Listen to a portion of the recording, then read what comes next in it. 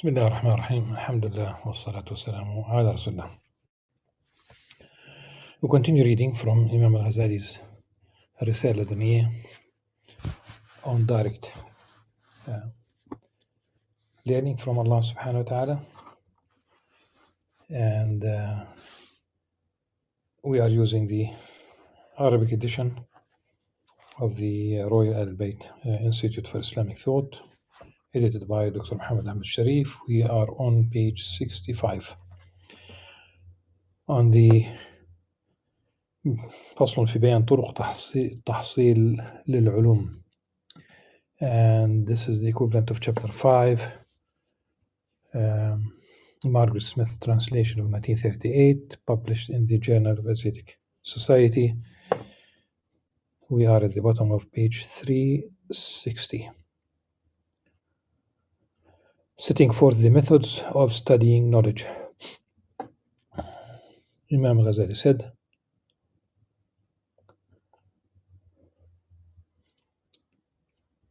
know that human knowledge is acquired by two means. First, by submission to human teaching,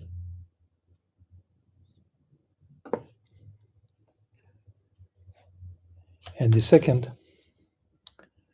by submission to divine teaching. As regards the first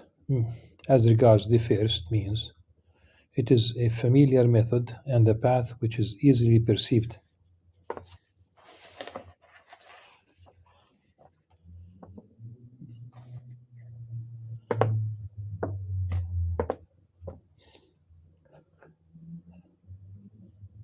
All intelligent men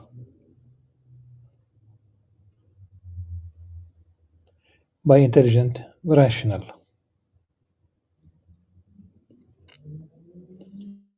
Does it mean specially endowed al-uqala, so that people do not think that this is only for a small segment of society? All intelligent men acknowledge it. But as for submission to divine teaching,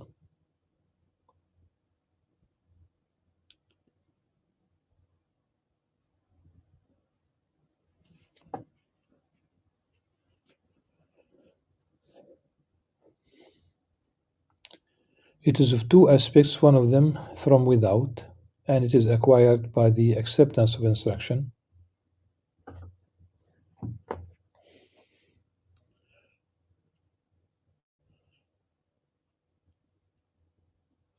And the other from within, and it is preoccupation with reflection. I think there is a mistake here about attributing this to divine teaching.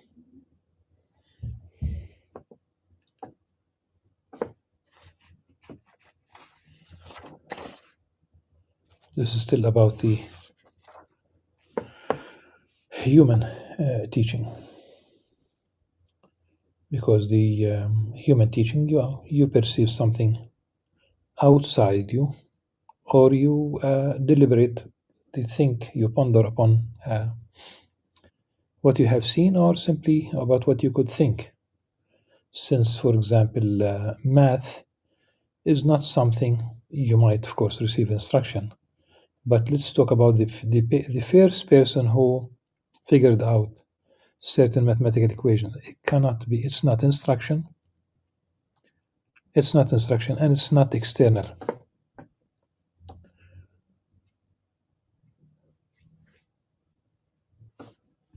Okay. So we're still the idea that it is not divine instruction. Absolutely. We're still in the human education.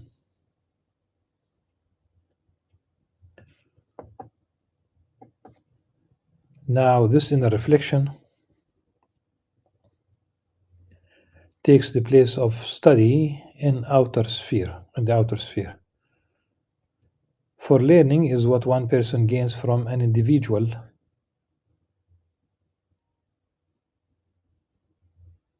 and the power of reflection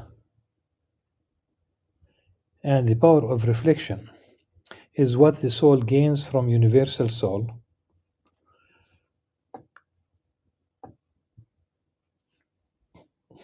من النفس الكلية.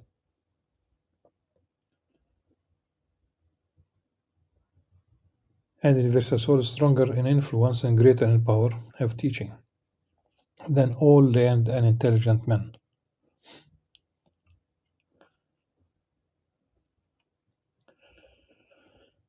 Okay. This category is languages Neoplatonic.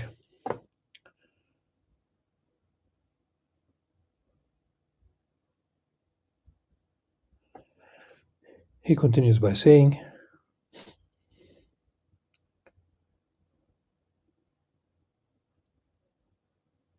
now knowledge is implanted in the souls at their beginning, that is, when first created,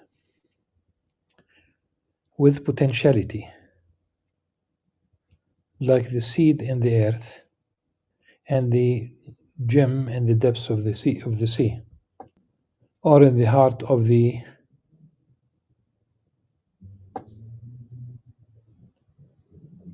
mind. And study is the search to bring forth that thing from potentiality to actuality.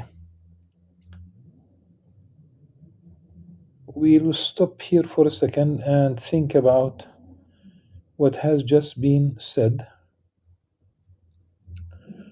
This is pretty much Socratic. Anyone who's familiar with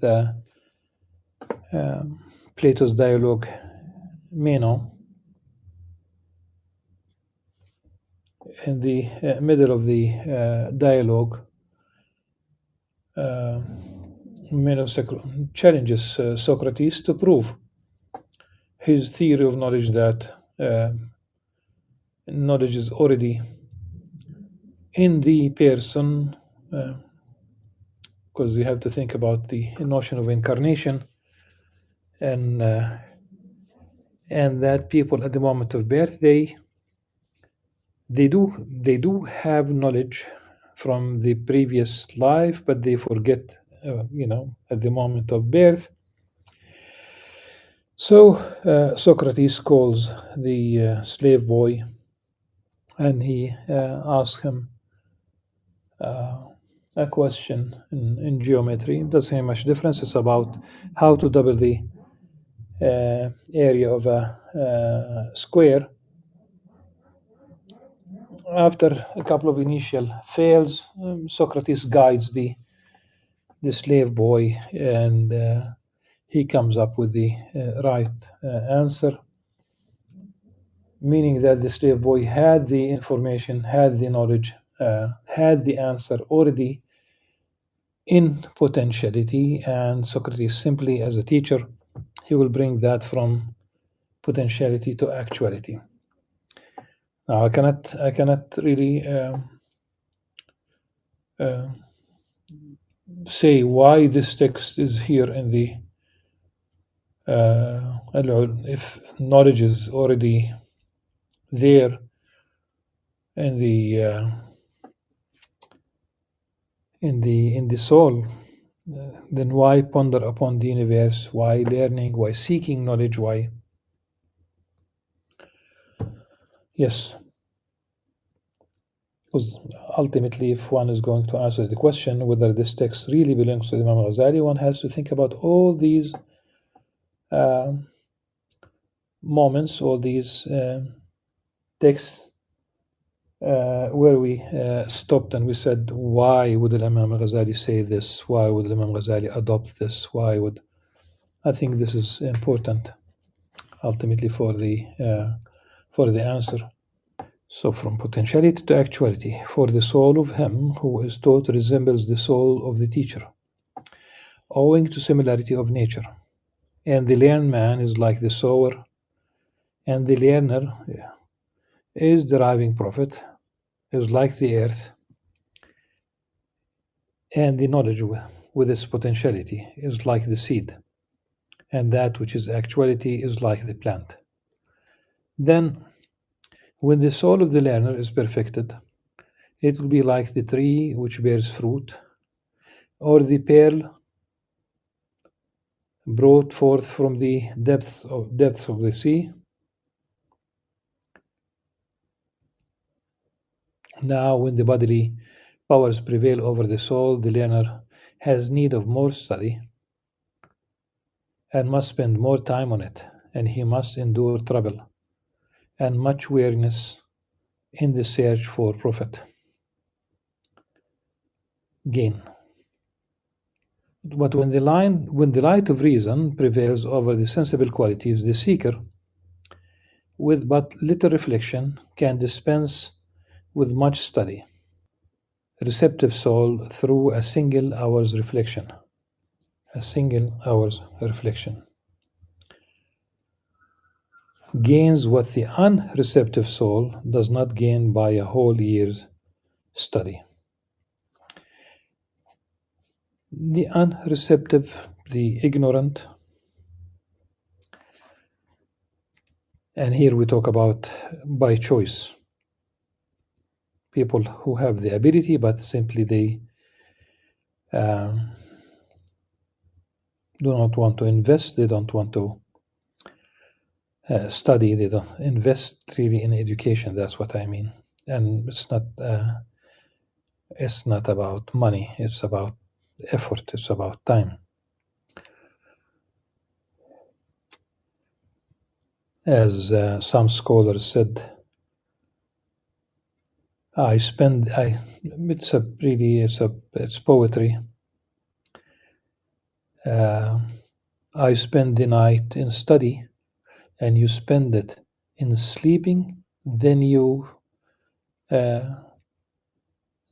like to catch up with me. It's not possible. It's not possible. So some will acquire knowledge by study, and some by reflection. And study, of course, when you say by reflection, you need to have prior to that knowledge upon which you are going to reflect, to ponder. And study needs reflection also, for man cannot learn the all particulars and universals, nor all subjects of knowledge. Of course not. وَلَا يُحِيطُونَ بِشَيْءٍ مِنْ عِلْمِهِ إِلَّا بِمَا شَاءَ. And they will not encompass any part of knowledge, of divine knowledge, of his knowledge, of the knowledge that Allah subhanahu wa ta'ala avails, except with divine will. If he wills, you will learn. For he provides the believer and the non-believer. So it could be wealth, money, it could be offspring, but it could also be knowledge.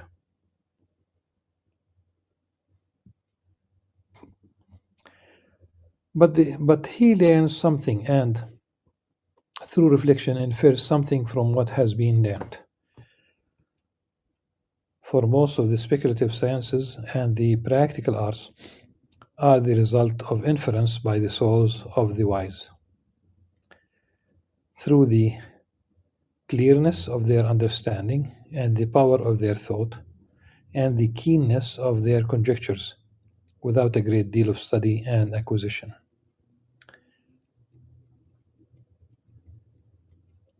For if man did not infer something through reflection from what is first known to him, the business would be prolonged for men, and the darkness of ignorance would not depart from their hearts. For the soul cannot learn all that is important to it, particulars and universals, by means of study, but some part of it by study and some by vision.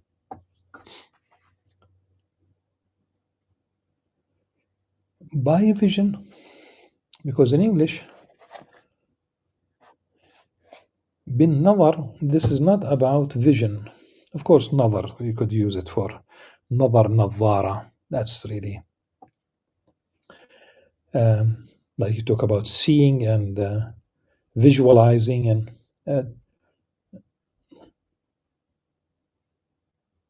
nazar is really theoretical speculation. So it's not vision per se. just as we see is customary among men. Certain things are deduced from the inner consciousness through the clearness of a man's thought. And the practice of the learned follows this course, and by the geometrician does not learn, so that the geometrician,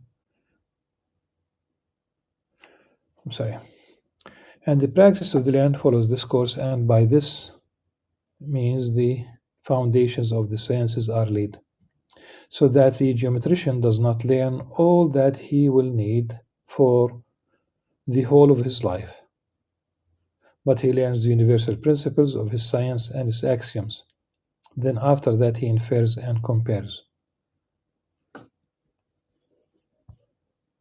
And in geometry it's not about, of course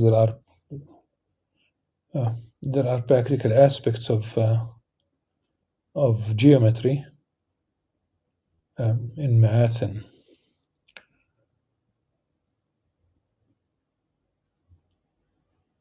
in fact Imam Al-Ghazali in Ihya al-Ulumuddin in the Revival of Islamic Sciences, he advocates learning arithmetic for practical reason, and he's not really there in that text. Imam Ghazali is not fond of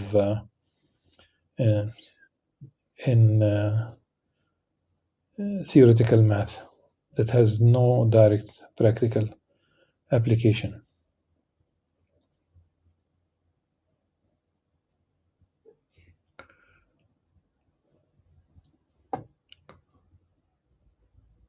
And in fact, in the geometrician here is in Arabic it's the muhandis.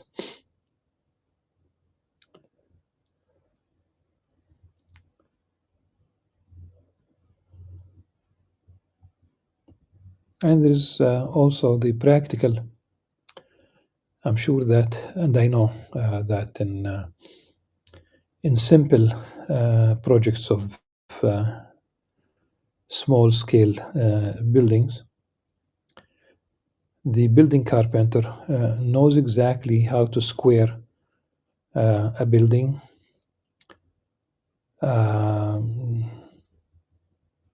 or just simply by, or basically even a rectangular shape or whatever is needed for practice. So they know how to apply the Pythagorean theory in practice without really knowing the theoretical why it is so. So always it's like 4, 3, and 5 sides.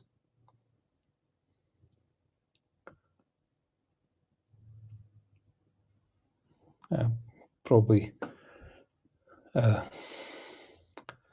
meaning that the squares, the 3 squared is 9, 4 squared is 16, and that's the equivalent of 25, the root of which is 5. Once you make it 5, you have basically a right angle. But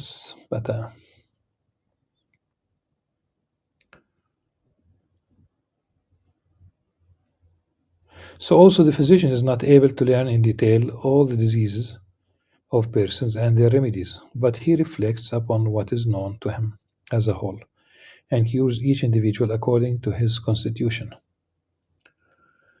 His constitution بحسب مزاجه, like, individual differences. Okay. So also the astrologer studies the general laws of the stars.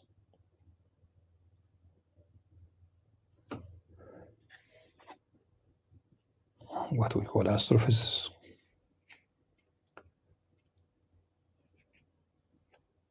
Then he reflects and comes to the different determinations.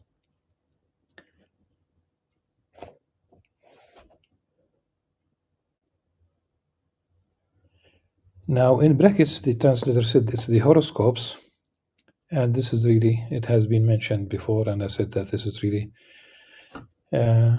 problematic.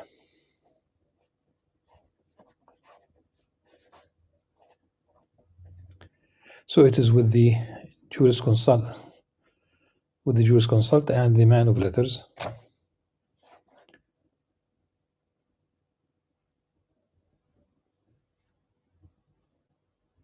And in the same manner, up to the rare works of art.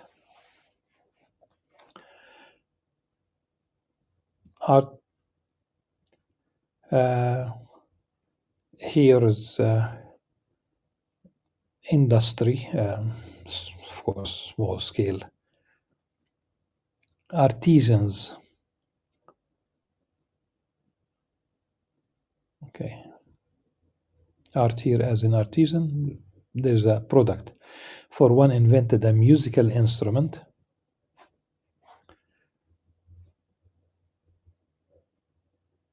such as the lute,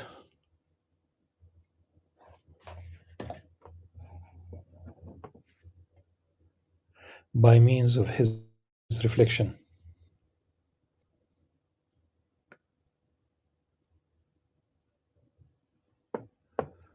By means of his reflection. And other deduce from that instrument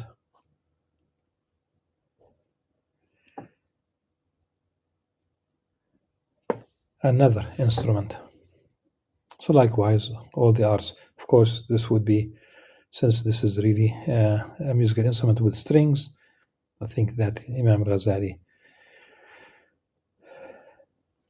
in his other works is not, in Ihya Ulumuddin, for example, does not approve that.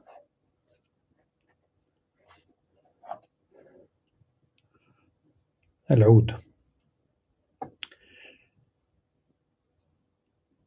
So likewise, all the arts, bodily and sensual. All the arts, bodily and sensual. Bodily and sensual, it's really nafsaniya.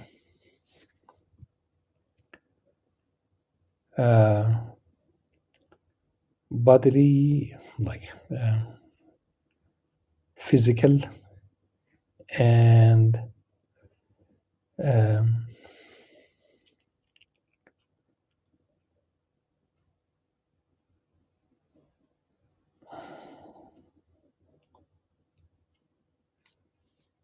intellectual rather than sensual. The first of them are acquired by study, and the rest are the result of reflection.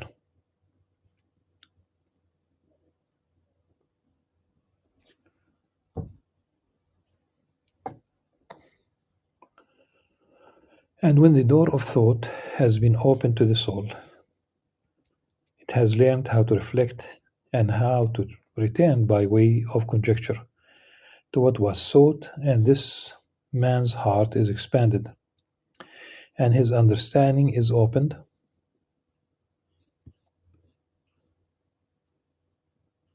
and what is in his soul of potentiality becomes actuality without excessive search or prolonged toil.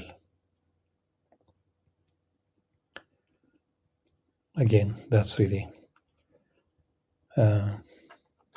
if it's insight, yes, but it's not really getting, it's insight because ينشرح صدره وتنفتح بصيرته فيخرج ما في نفسه من قوة الفعل.